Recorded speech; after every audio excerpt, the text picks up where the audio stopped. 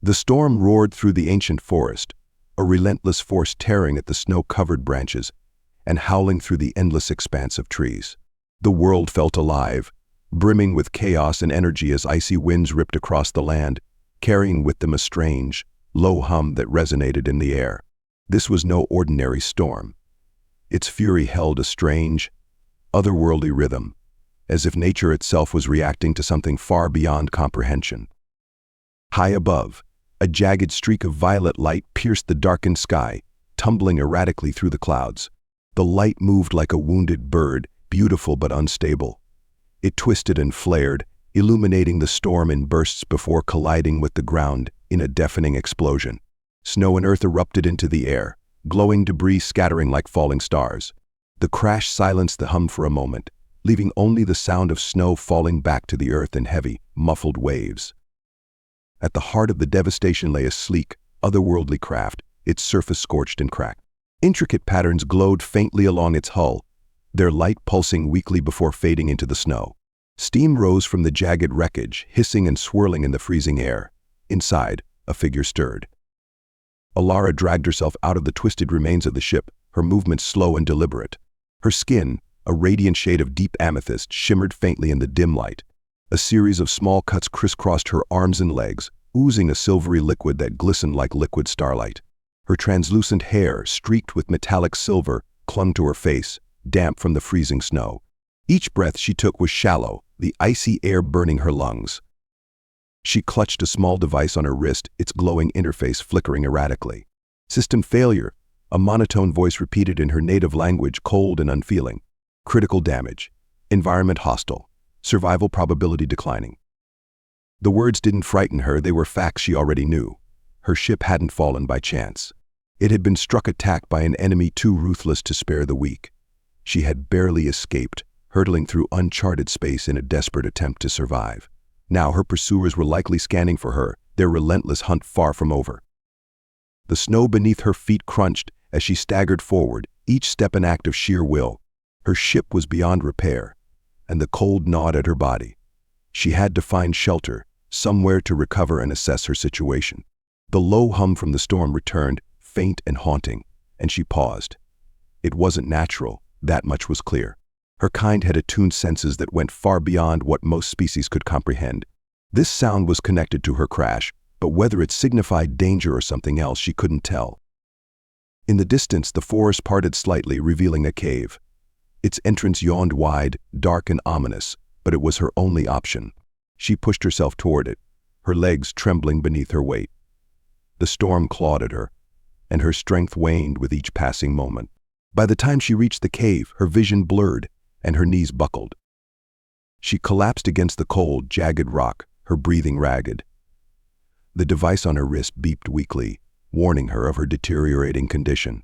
She reached up, her hand trembling, and pressed the interface. A faint glow enveloped her wound, slowing the flow of her silvery blood but doing little to ease the pain. She tilted her head back and closed her eyes, her thoughts a chaotic mix of survival instincts and memories of her home. She didn't know if she had the strength to keep fighting. Miles away, Kevin pulled his hood tighter against the wind. The storm had come out of nowhere, its ferocity catching him off guard. He cursed under his breath, regretting his decision to venture out. His supply run was meant to be quick, a simple trip to gather firewood and check the traps. But now he was trudging through knee-deep snow, the freezing wind slicing through his thick coat. As he adjusted the lantern on his belt, a strange glow caught his attention. He stopped, his breath visible in the icy air, and squinted into the distance. The light wasn't warm or familiar, like the glow of a cabin's hearth. It was sharp and cold, a vivid violet that seemed to pulse faintly. His curiosity outweighed his caution, and he veered off his path, moving toward the strange sight. It didn't take him long to reach the crater. He stood at its edge, his eyes wide as he took in the scene. The wreckage was unlike anything he had ever seen, sleek, metallic, and marked with intricate patterns that seemed to hume faintly. The heat from the crash had melted the surrounding snow, creating a steaming ring around the debris. Kevin's instinct screamed at him to turn back, to pretend he hadn't seen this. But something else, a nagging sense of responsibility, pushed him forward. Then he saw the footprints. Faintly glowing, they led away from the crash, their trail uneven, as if whoever left them was injured. Kevin glanced at the jagged remains of the ship, his jaw tightening. If someone was hurt out here, they wouldn't last long in the storm. Against his better judgment, he followed the tracks, his lantern casting a warm glow on the snow. The footprints ended at a cave.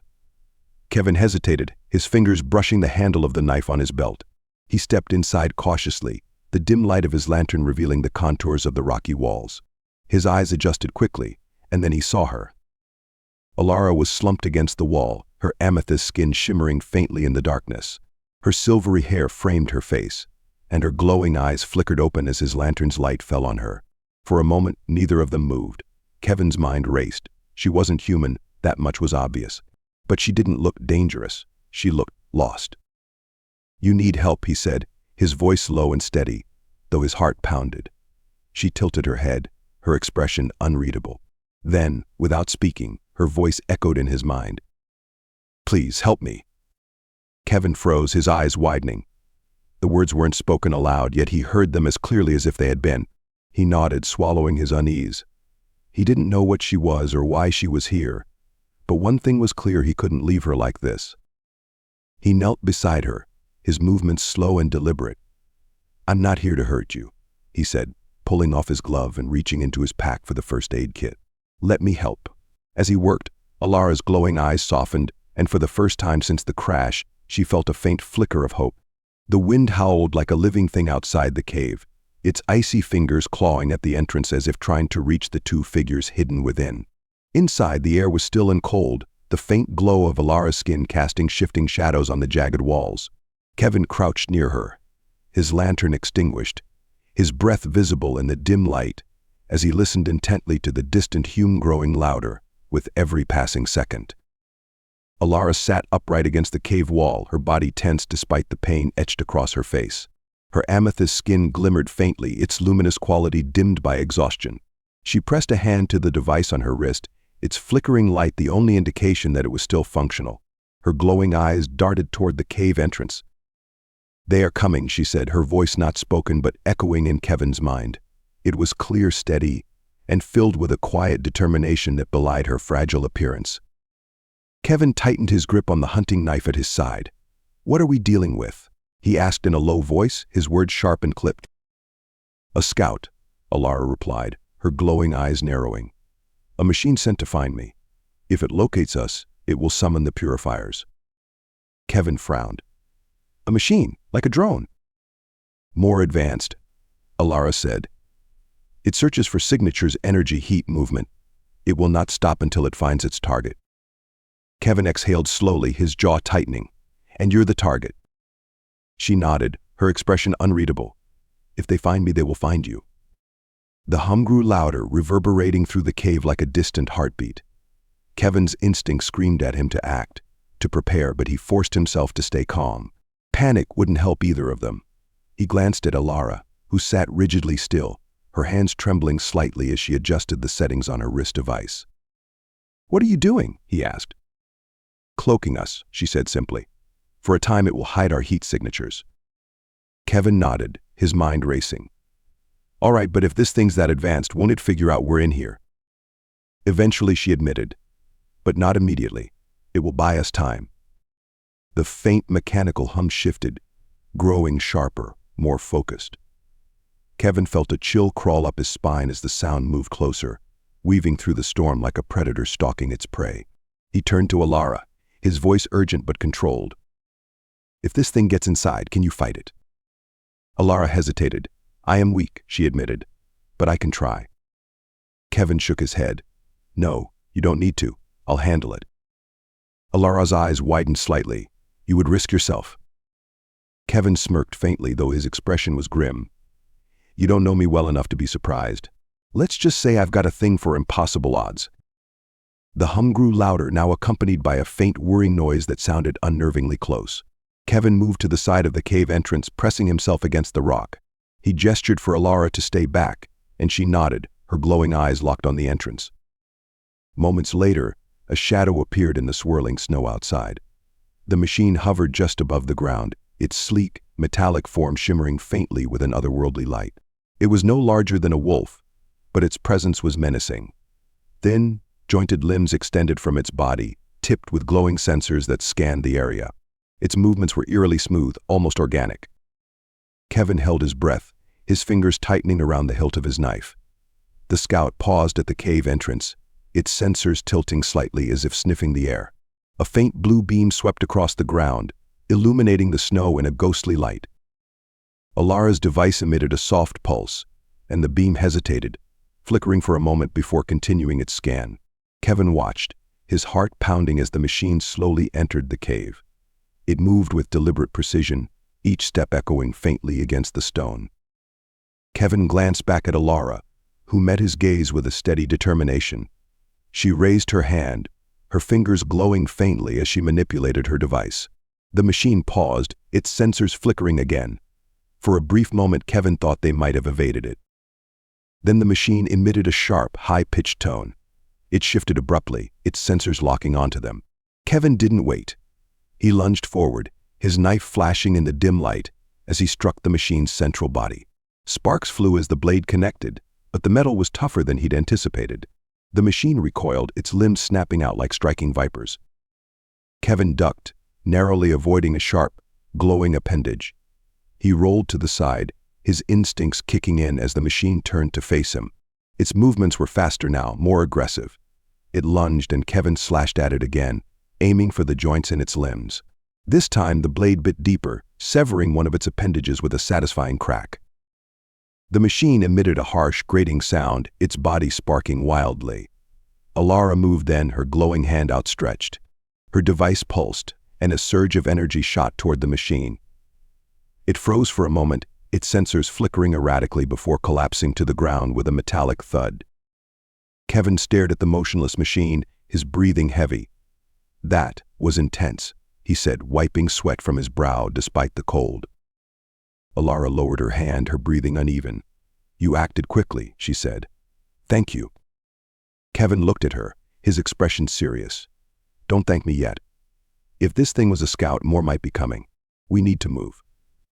Alara nodded, though her exhaustion was evident. "You are right," she said, "but I need time to recover." Kevin frowned, glancing between her and the wreckage of the machine. "Time's not on our side," he said, "but we'll figure something out." He crouched beside the scout, inspecting its damaged frame. "Anything here we can use?" Alara joined him, her movements slow but deliberate.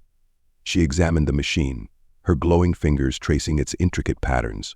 "Perhaps," she said, "if I can access its core, I may be able to disrupt their tracking systems." Kevin nodded. "Then let's do it, whatever keeps them off our backs." As Alara worked, Kevin kept watch at the cave entrance, his knife still in hand. The storm outside had calmed, but the tension between them remained thick. He glanced back at Alara, watching as she dismantled the machine with a practiced precision that hinted at her deeper knowledge. For the first time, Kevin realized just how much they depended on each other. Two strangers, bound by circumstances neither could have anticipated, fighting to survive in a world that had suddenly grown far more dangerous. And as the storm faded into silence, the hum in the air lingered, a constant reminder that their fight was far from over. The storm had subsided by morning, leaving behind a stark, glittering landscape of white. Icicles hung from the jagged mouth of the cave like frozen fangs, and the snow outside sparkled under the pale sunlight filtering through the clouds. Despite the storm's passing, the air felt heavy with tension, as if the forest itself held its breath. Inside the cave, Kevin crouched over the remains of the scout. He worked methodically, his knife scraping against metal as he pried open one of its compartments. Sparks flickered, and he winced, shaking his hand. The machine's sleek, intricate design defied his understanding, its inner workings more advanced than anything he'd seen. Yet he couldn't ignore its alien beauty, a craftsmanship that felt both deliberate and alive. Behind him, Alara sat cross-legged on the cold stone floor, her glowing fingers tracing patterns in the air as she manipulated her wrist device. Her luminous amethyst skin seemed dimmer now, her body hunched with exhaustion. Yet her eyes remained sharp, scanning the holographic projection she conjured with an intensity that suggested she was planning something far beyond his comprehension. "Any luck?" Kevin asked without looking up. His voice carried the kind of casual tone that masked underlying worry. Patience, Alara replied, her telepathic voice as calm and precise as ever. This technology is not primitive, even by my standards. It resists intrusion. Kevin smirked faintly. Well, that's reassuring. How long until they send another one of these things? Alara's glowing eyes narrowed at the question. Hours, perhaps less. The purifiers rarely delay. Kevin stopped, leaning back on his heels to meet her gaze. All right, then we've got to move. You're still hurt, and I'm guessing these purifiers won't be bringing an ambulance. I need more time, she said, her voice firm but edged with fatigue. The core of this machine could disrupt their pursuit if I access it. And if you can't, Kevin pressed. She didn't answer immediately. Instead, her gaze flicked toward the cave entrance. Then we run. Kevin exhaled sharply, his frustration evident. He gestured toward her wounds. You're not exactly in running shape, Alara. We need a plan that doesn't involve you bleeding out in the snow. Alara tilted her head slightly, studying him. Why do you concern yourself with my survival? The question caught Kevin off guard. He paused, then shrugged, returning his focus to the scout. Guess I have a habit of picking lost causes. You do not strike me as a fool, she said, her tone thoughtful. Kevin glanced over his shoulder. Never said I wasn't one. Alara's lips curved faintly, not quite a smile, but something close. Before she could reply, her device emitted a sharp beep. The holographic display over her wrist shifted, showing a series of symbols and glowing pathways. I have it, she said, her voice tinged with relief. The scout's core is intact. It carries a signal disruptor. I can amplify it to mask our presence. Kevin raised an eyebrow. Sounds good. What's the catch? It will not last long, she admitted. Hours at most. But it will give us a head start. Kevin sighed, running a hand through his hair. I guess that's better than nothing. Alara extended her hand, her glowing fingers brushing over the scout's fractured shell. The machine emitted a faint hum as her device interfaced with it, its lights flickering in response. Kevin watched, fascinated despite himself. The way she worked her precision, her focus, it was almost hypnotic. You're good at this, he said. I was not always, she replied, her voice softer now. On Visca, I was a scholar. I studied energy flows, cosmic balance. I did not prepare for war or fear it. Kevin frowned. What changed? Alara hesitated, her fingers pausing mid-motion. The purifiers came. They saw our world not as a home, but as a resource. We resisted. I resisted. Her voice faltered, and Kevin caught a glimpse of something raw behind her calm exterior, a grief she carried like a second skin. He wanted to say something, but the words felt inadequate. Instead, he reached for his pack, pulling out a canteen and holding it out to her. Here, he said, you've been pushing yourself too hard. Alara accepted it with a nod, her fingers brushing against his. The contact was brief, but enough to send a strange warmth through Kevin's hand. She drank slowly, her movements deliberate, as if savoring the mundane act. You are strange, Kevin, she said, lowering the canteen. Your species, you are unpredictable. Thanks, I think, Kevin replied, returning his attention to the scout. We'll call that a compliment. Alara tilted her head again, her glowing eyes studying him. It is not insult, it is observation. Before Kevin could respond, the scout emitted a faint beep. Alara's wrist device flared to life, and a wave of energy rippled outward, invisible but palpable. The cave felt momentarily lighter, the oppressive hum that had lingered in the air dissipating. It is done, Alara said, her voice steady. They will not sense us for a time. Kevin nodded, standing and brushing snow from his knees. All right, let's get moving before that time runs out. He helped her to her feet, his hand firm under her arm. She stiffened at first but allowed the contact, leaning slightly against him as they stepped toward the cave entrance. The snow outside was blindingly bright, a stark contrast to the shadowed sanctuary they left behind. Which way? Kevin asked, scanning the endless white expanse. Alara raised her hand, her device emitting a faint pulse. North, she said after a moment. There is a location where we may find refuge. I sensed it when I arrived. Kevin frowned. Sensed it. My people are attuned to energy flows, she explained. I cannot describe it in terms you would understand. Kevin shrugged. Fair enough. North it is. As they began their trek through the snow, the silence between them grew heavier.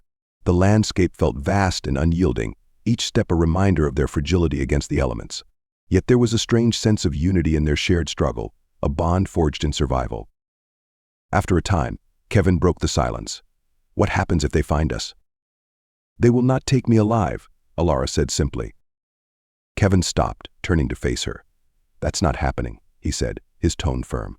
"Not on my watch." She studied him for a moment, her glowing eyes unreadable. "You speak as though you can stop them." "I can try," Kevin said. "And that's enough for now." Alara didn't reply, but her expression softened. They continued their journey, the snow crunching beneath their boots as the forest stretched endlessly ahead. Somewhere in the distance, a faint hum began to rise again, a reminder that their reprieve was only temporary. The snow crunched beneath their boots as Kevin and Alara moved cautiously across the frozen expanse. The air was razor-sharp, biting at Kevin's exposed skin despite his layers of heavy winter clothing. The storm had dissipated, leaving the world eerily still. The sun struggled to penetrate the thick, gray clouds overhead, casting a pale, lifeless light over the landscape. Kevin glanced at Alara. Her glowing amethyst skin had dimmed further, her movements slower, more deliberate. She leaned heavily on him, her breath uneven as the cold seeped through her alien form. Her resilience impressed him, but it was clear she was reaching her limit. "We've got to stop soon," Kevin said, his tone firm but not unkind. "You're running on fumes, and I'm not about to carry you across this frozen wasteland." Alara shook her head, her glowing eyes scanning the horizon. "No," she said, her voice soft but resolute. "We are close. I can feel it." "Feel what?" Kevin asked, exasperation creeping into his voice. "You've been talking about energy and convergence, but you haven't exactly explained what that means." Alara hesitated, her gaze distant. "It is a resonance," she said finally. "A connection between this place and the remnants of Vescan technology. I cannot explain it in terms you would fully understand, but it is here. I know it." Kevin sighed, his frustration bubbling beneath the surface. He wasn't used to following someone else's intuition, especially when his survival depended on it. But he bit back, the retort forming on his tongue.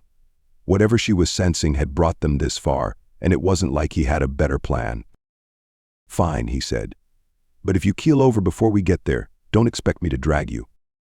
Alara gave him a faint smile, her exhaustion evident in the way her shoulders slumped. "You underestimate your own compassion." Kevin snorted, but he didn't argue. Instead, he tightened his grip on her arm, steadying her as they continued across the uneven terrain. The snow here was strange, its surface broken by jagged ridges and deep crevices that seemed out of place in the otherwise smooth landscape. Kevin couldn't shake the feeling that they were walking over something ancient, something alive. They crested a small rise, and Kevin froze. Below them, the ground split open in a jagged fissure, its edges glowing faintly with a pale golden light. The light pulsed rhythmically, like the heartbeat of a sleeping giant. Strange symbols carved into the exposed rock seemed to shimmer in response, their patterns both alien and mesmerizing. "What the hell is that?" Kevin asked, his voice barely above a whisper. Alara's eyes widened, and for the first time since he'd met her, Kevin saw something close to wonder on her face. "A gateway," she said, her voice reverent. "Or what remains of one." Kevin frowned. "A gateway to what?" "To possibility," Alara said, her gaze fixed on the glowing fissure. "To safety, if it can be awakened." Kevin rubbed the back of his neck, his instincts screaming caution. "And what happens if we awaken it? Are we talking explosions, collapses, or maybe something worse?" Alara turned to him, her expression calm but determined. "It will shield us. The energy field will disrupt the purifier's tracking systems, at least for a time. It is our best chance." Kevin exhaled sharply. "Best chance for what? Buying us a few hours before they find us again." "Yes," Alara said simply, "but every hour matters." Kevin studied her for a long moment, then looked back at the fissure. The light within seemed to beckon, its steady pulse hypnotic. "All right," he said finally, "what do we need to do?" Alara stepped forward, her movements slow and deliberate. "The gateway is dormant," she said, kneeling near the edge of the fissure. "Its anchors must be stabilized before it can activate." Kevin crouched beside her, inspecting the glowing symbols etched into the rock. "These things?" he asked, pointing to the carvings. "How do we stabilize them?" Alara raised her hand, her wrist device emitting a soft hum. "Resonance," she said. "It requires a connection and alignment of energy flows. Your presence may be necessary." "Why does that not surprise me?" Kevin muttered, but he extended his hand anyway. "What do I do?" "Place your hand here," Alara said, guiding him to one of the glowing symbols. Her fingers brushed against his, and Kevin felt a strange warmth radiating from her touch. "Focus. Let the rhythm guide you." Kevin closed his eyes, his skepticism giving way to concentration. The hum of the cymbals grew louder, resonating in his chest like a second heartbeat. The warmth beneath his palm intensified, and for a moment he felt as though he were part of something vast, something infinite. The ground beneath them trembled, and Kevin's eyes snapped open. The light within the fissure flared brighter, casting long shadows across the snow. "Ah, Lara," he said, his voice rising. "This thing's waking up." "Do not let go," Alara said, her voice steady despite the growing chaos. "The energy must stabilize." The trembling intensified, and Kevin tightened his grip on the rock, his heart pounding. The symbols glowed brighter and brighter, until they were blinding. He could hear Alara murmuring something in her native language, her voice calm and melodic. Then, as suddenly as it had begun, the shaking stopped. The light within the fissure stabilized, casting a soft, golden glow that seemed to ripple across the landscape. The symbols on the rock pulsed in unison, their rhythm soothing, almost hypnotic. "It is done," Alara said, her voice barely above a whisper. She swayed, and Kevin caught her before she could fall. "Easy," he said, lowering her gently to the ground. "You all right?" "I will recover," Alara said, her glowing eyes meeting his. "The gateway is active. The purifiers will not sense us for now." Kevin glanced at the fissure, its light bathing the frozen landscape in an otherworldly glow. "And how long is for now?" "Hours," Alara said. "Perhaps a day. It is difficult to predict." Kevin exhaled, his breath visible in the frigid air. "Great. Then we need to figure out what comes next." Alara nodded, her expression resolute despite her exhaustion. "This is only the beginning. The purifiers will not stop." Kevin looked at her, his jaw tightening. "Then neither will we." As the light from the fissure illuminated the frozen expanse, Kevin couldn't shake the feeling that their journey was far from over. The gateway might have bought them time, but the true battle was only just beginning. The golden glow of the gateway pulsed faintly in the distance, its rhythm a stark contrast to the oppressive silence that blanketed the frozen wasteland.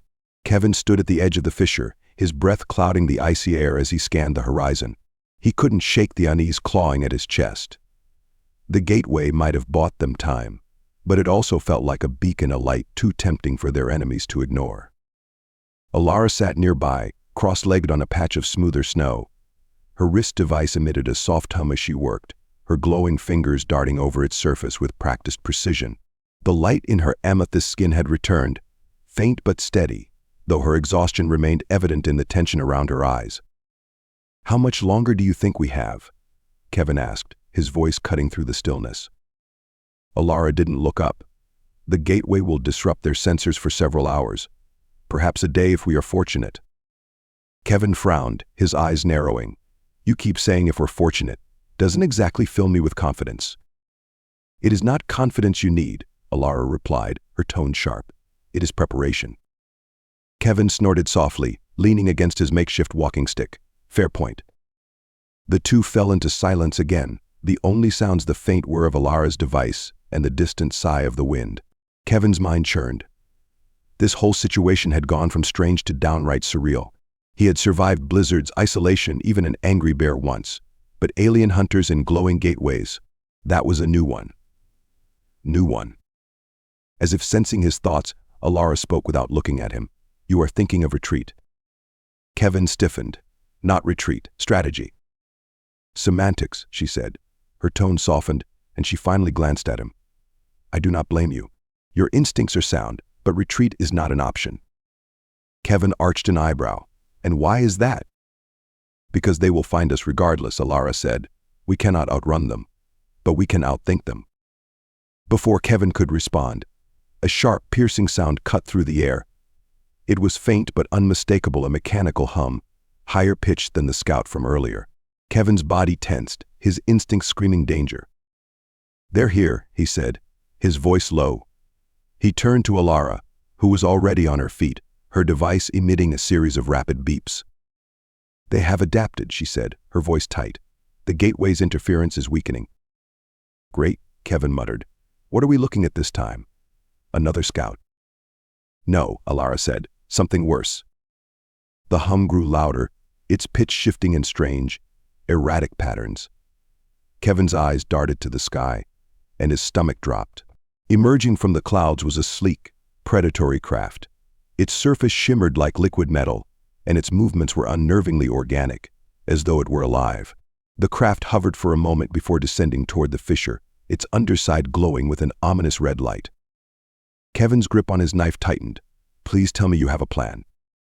Alara's gaze remained fixed on the craft. We must disable it. Disable it, Kevin echoed incredulous. With what, exactly? Harsh language. Alara didn't answer. Instead, she activated her wrist device, and a faint energy field shimmered around her.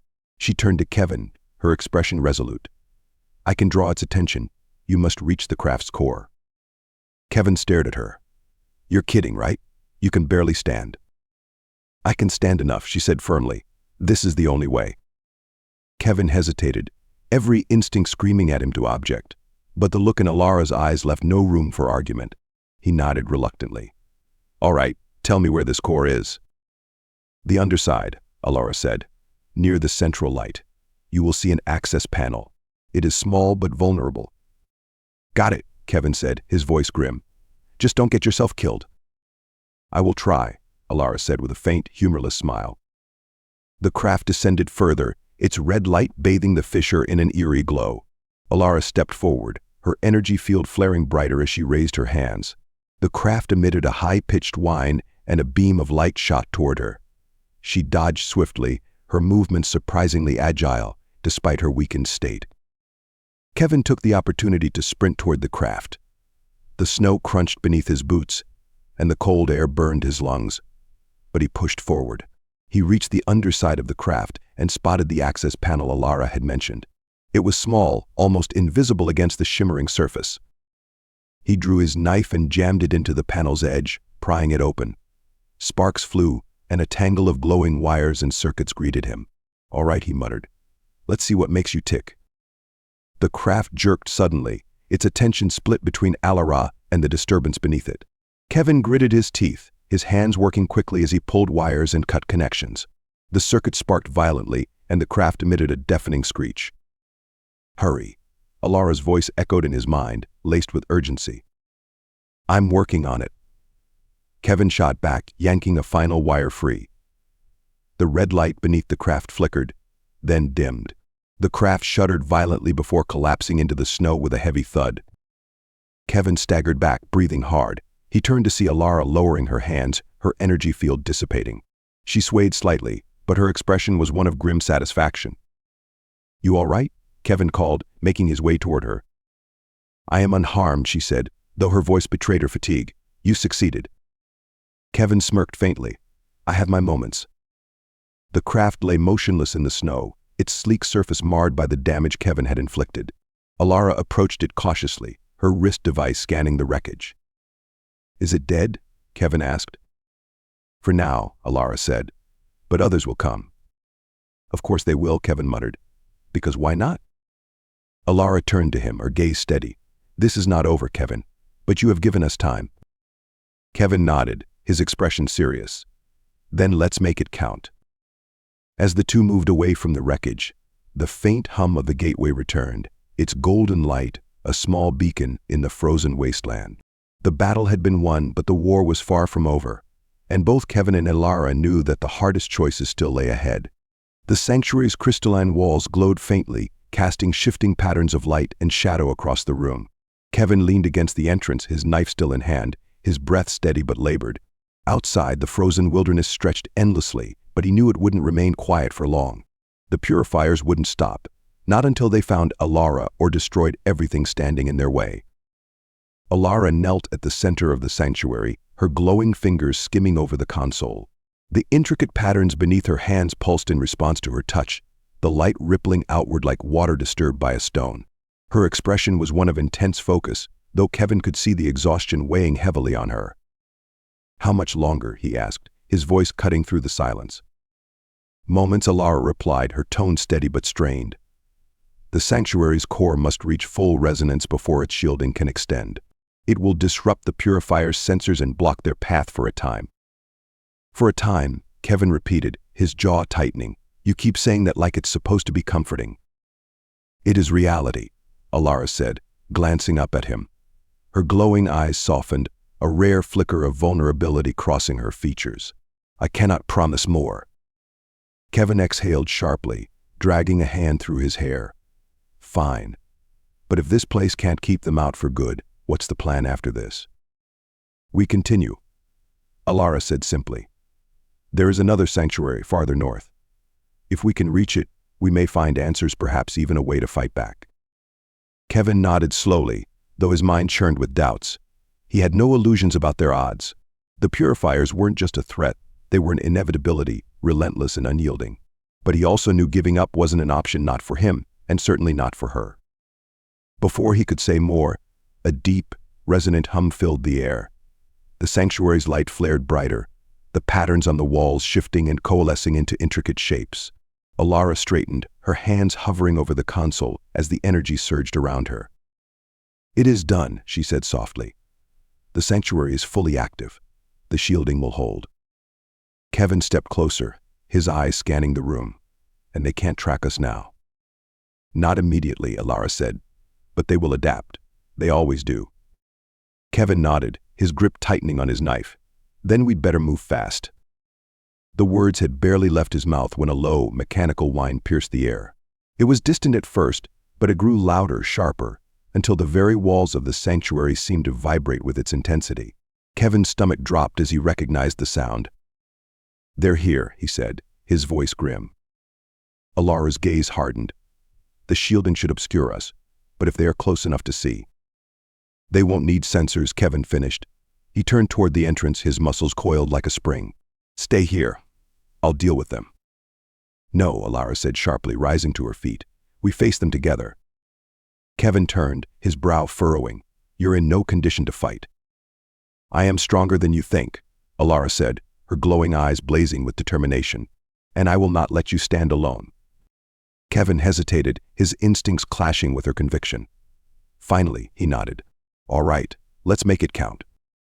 They stepped to the edge of the sanctuary's shielding, the shimmering barrier barely visible against the icy backdrop. Outside, the purifier craft descended like a vengeful specter. It was larger than the ones they'd faced before, its surface rippling with an almost organic fluidity. Kevin counted 3 smaller drones emerging from its undercarriage, their movements unnervingly smooth as they fanned out across the snow. Great, Kevin muttered. Just what we needed. Alara raised her hand, her wrist device emitting a sharp, resonant tone. The sanctuary's barrier shimmered in response, its edges flaring brighter. I can hold them back briefly, she said. But the shielding is not designed for sustained attacks. Kevin's mind raced. Then we don't give them the chance. We hit them first. Alara nodded, her expression resolute. Together. As the first drone approached, Kevin moved with practiced precision, his knife glinting in the pale light. He dodged the drone's glowing appendage, slashing through one of its limbs in a single fluid motion. Sparks erupted, and the drone screeched, its movements faltering. Kevin didn't stop, driving his blade into its core and wrenching it free as the machine collapsed.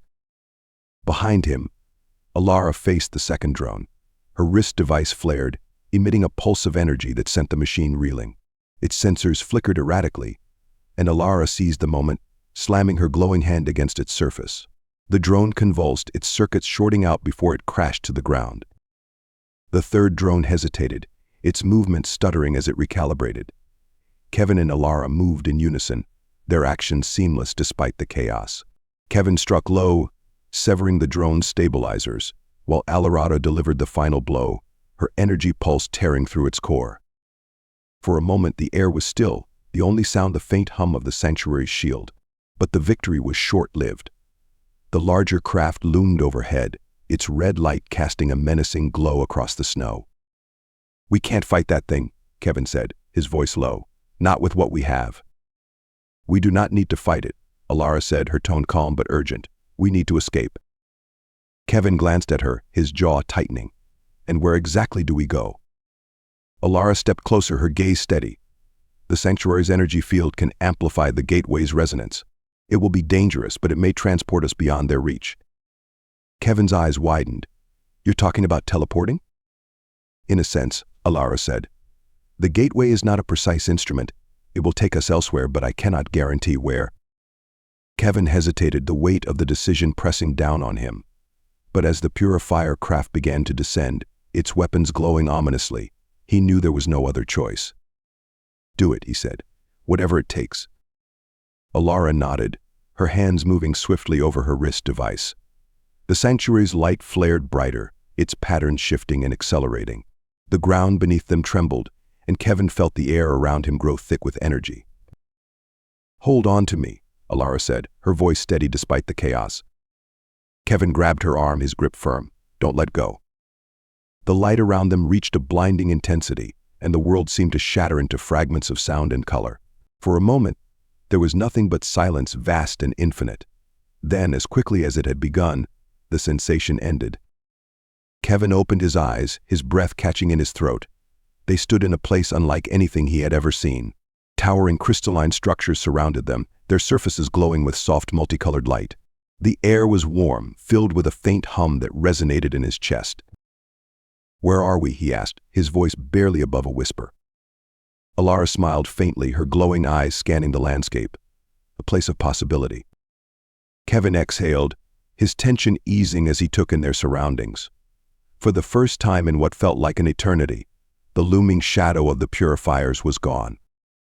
What now? He asked, turning to Alara. She met his gaze, her expression resolute. Now we begin again.